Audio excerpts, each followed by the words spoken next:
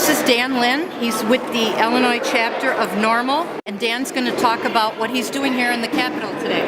We're here educating the public about the benefits of ending cannabis prohibition and taxing and regulating the adult cannabis market.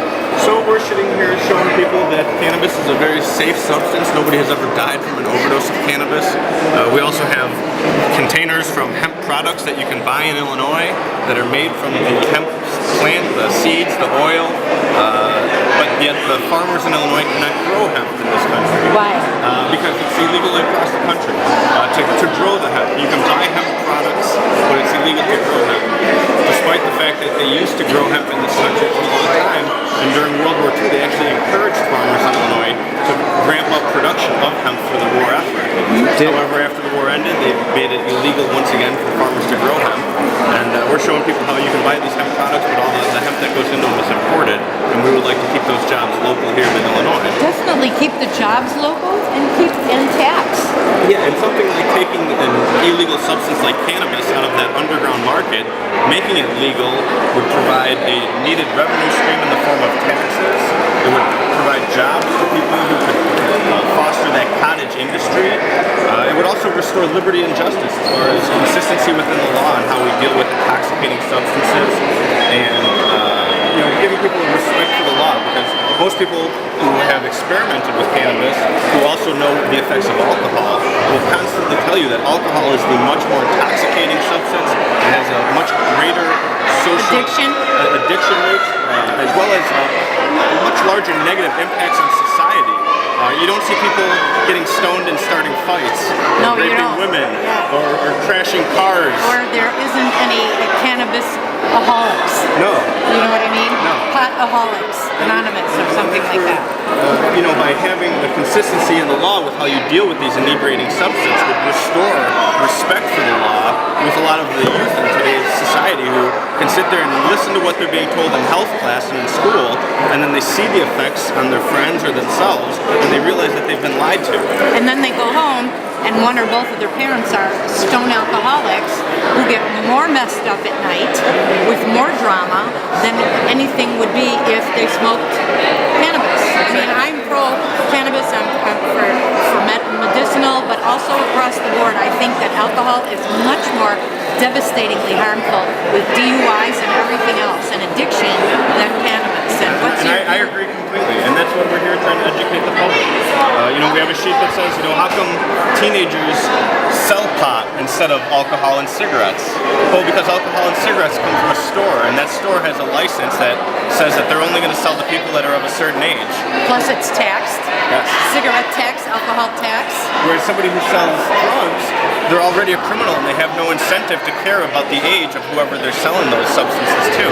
And it's so underground, they don't need to pay taxes, they don't need a license for the product, right? Exactly. And that's why we're trying to take this product out of the illegal and underground sector, bring it above the table, tax it, regulate it, and control who has access to it. And it would provide a needed revenue stream for our levels of government. It would reduce our prison population, which we would be able to save a lot of money by not having all these prisons that are overfilled in the state. As well as get these patients who are benefiting from using cannabis access safe and legally to their medicine.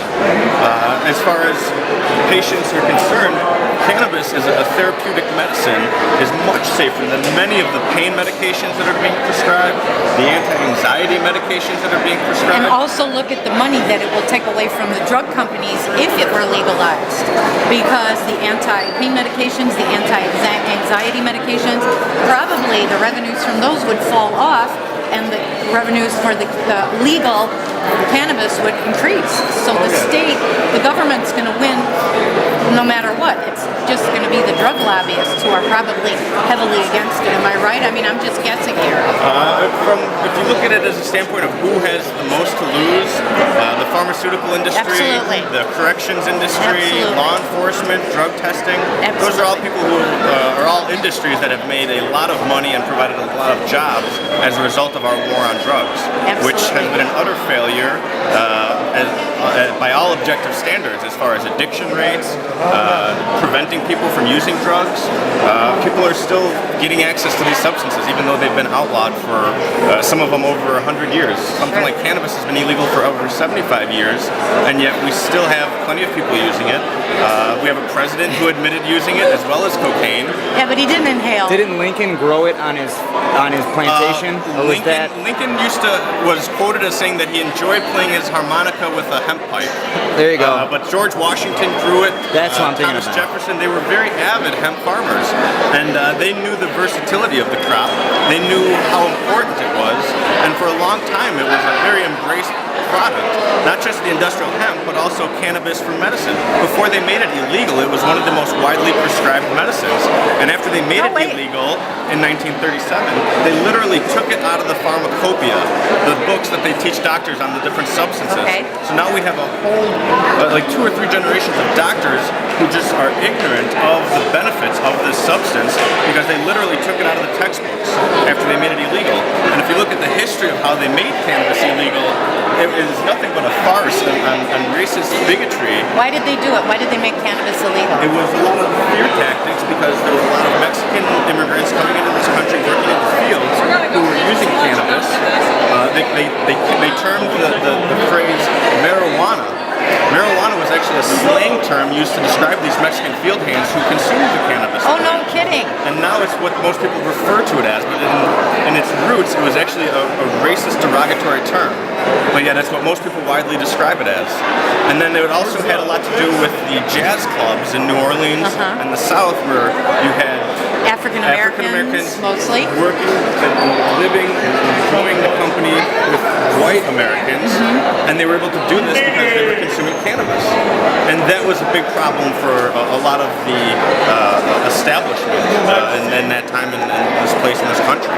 And it's we look at the history of how they made it illegal, it is a joke. But yet we still have had that law on the books for over 75 years, and now we have those huge interests, those entrenched interests that we're trying to erode.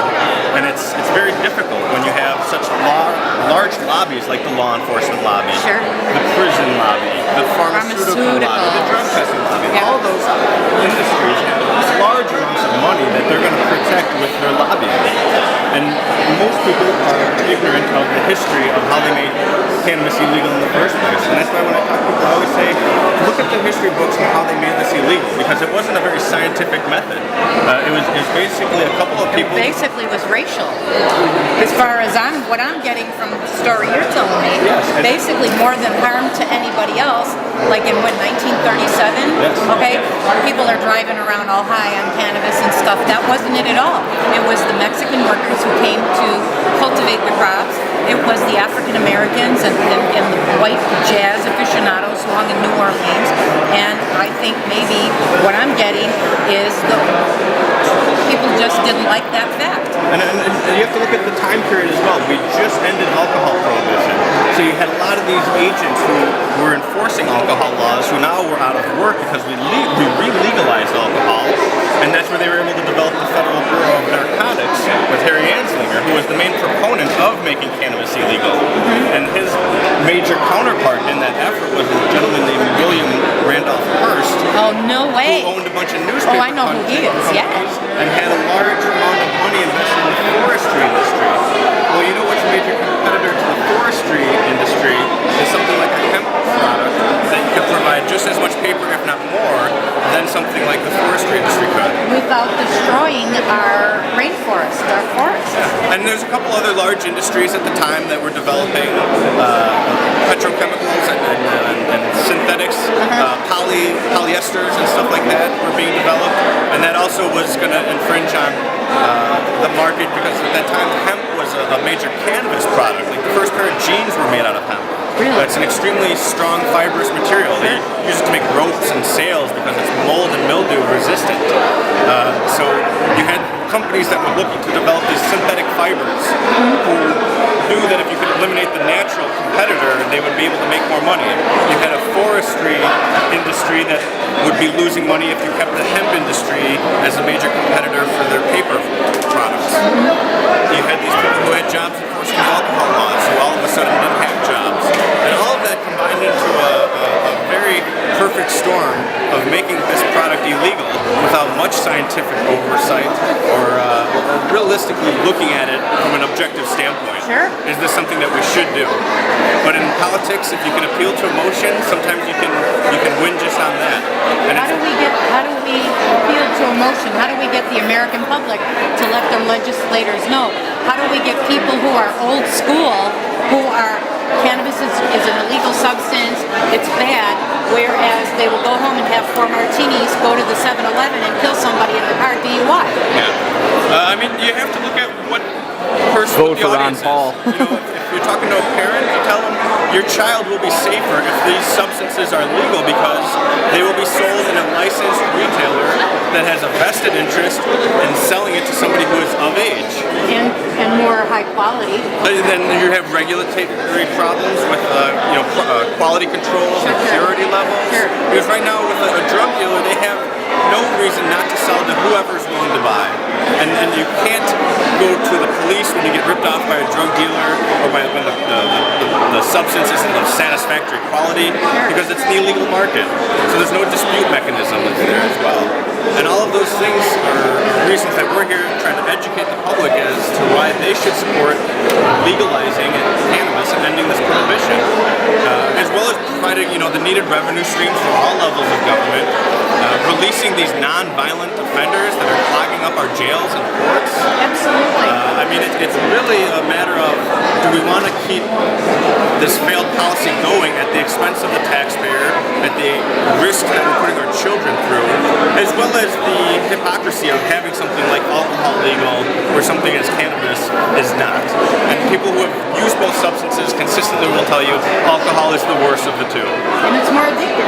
And it only took us 13 years to realize that alcohol prohibition failed, and we reversed that policy. We've had cannabis prohibition for over 75 years now. It's suggested that we should reduce the penalties of cannabis consumption because, as Jimmy Carter said, the penalty for doing the substance shouldn't be worse than the substance itself. Oh yeah. And yet we still have these laws on the books. We have a president who admitted to using it. We still are locking people up. I mean, luckily he wasn't locked up for it. Otherwise, he probably wouldn't be president right Even now. Clinton. And there's a long list of He didn't inhale. who have used this substance. So we're just here, trying to educate people, trying to inform them on how they can get involved, and letting the legislators know that we're not going away. These laws haven't changed. There's going to be more and more people coming down here talking to them about this issue and letting them know that this is something that they care about. Because they're tired of paying high taxes. They're tired of their friends and family members being subject to searches illegally and hassled by the police. And our streets are more dangerous when we have police officers busy arresting and prosecuting nonviolent cannabis offenders instead of going after rapists, murderers, child predators, or even just solving crimes like burglaries and theft. All of those crimes have increased. Our rate of solving those crimes have decreased because all of these resources are going towards enforcing our drug laws, which are real easy arrests for officers to make. But every hour that officer is busy arresting and processing and prosecuting that cannabis offender, there's somebody on the street who's able to get away with a crime that will let no one solve. I have a brother-in-law whose contention is if we legalize pot, everybody would be driving around high. And I said to him, everybody's driving around high now. They're either drunk, almost drunk, or they have smoked and they're safer drivers than the alcoholics. And if driving sobriety is an issue, we have laws to prevent people from driving recklessly. Sure. And you can have a legal cannabis market and have responsible cannabis users able to use the substance responsibly. But if people use it irresponsibly, we can still have penalties to punish them accordingly. But for the responsible grower, consumer of cannabis, there's no reason why we should be prosecuting them, arresting them, and imprisoning them in a free country. What's the bottom line here? What would you like to leave our listeners with?